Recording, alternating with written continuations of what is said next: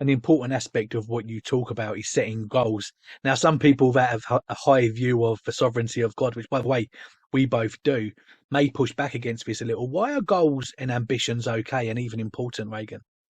Yeah, this is a thing I run into a lot as I talk about goals because, the Bible does talk about vain ambition, ambition that's for your own sake.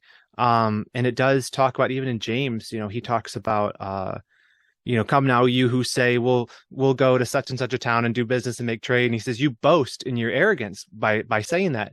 But so they're making plans and they're being criticized by it. But then he turns around and he says, instead, you should say, if the Lord wills, we will go here and do such and such.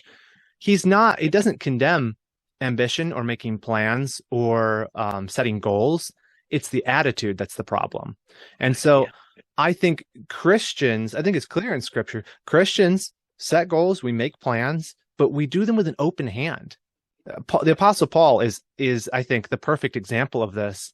He's a guy who was filled with zeal, filled with ambition. He actually said, he talks about his ambition.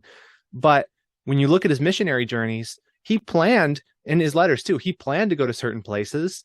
And he clearly must have been mapping out how he was going to do it. But sometimes he got redirected. The Macedonian call is one of the famous ones where he had plans where he was going to go. And the Lord gives him this vision, says, come over to Macedonia and help us. And so he says, okay, I'm going there.